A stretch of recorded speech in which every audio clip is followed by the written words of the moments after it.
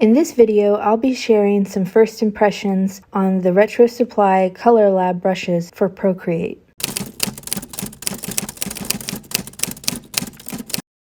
I've been following RetroSupply for quite a few years now and have used some of their tools in the past. But recently I had been hearing more about the ColorLab pack and was really interested and wanted to give it a try. This pack is available for Procreate, Illustrator, Photoshop, and I believe Affinity as well. But as far as I know, they work a little bit differently in Illustrator versus how they work in Procreate, which is one reason why I decided to go with the Procreate version instead. Essentially what it is a set of different halftone brushes for red, yellow, and blue that you use to overlap each other and create that vintage look to your drawings. It also comes with some paper texture backgrounds, which you'll see that's what I'm actually drawing on in the following videos. And there's also a pack of other brushes that you can use to kind of like scuff up or make your drawings more rough so that they don't look super clean and modern, more worn in like that vintage feel. The idea is that you get a limited color palette similar to that of an old comic book. This is part of a chart that shows all the color combinations that you can get when you use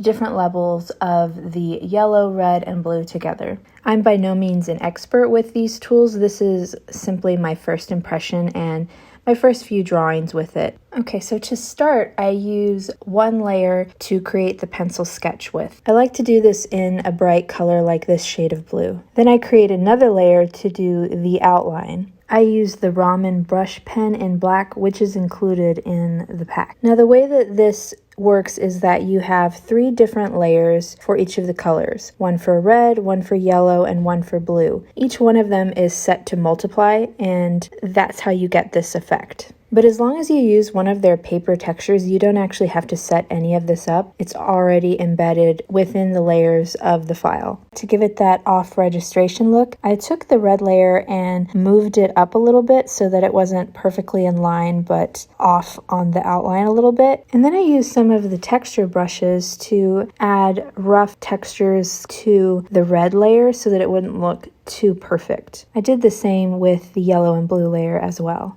And here's how the final rose drawing turned out.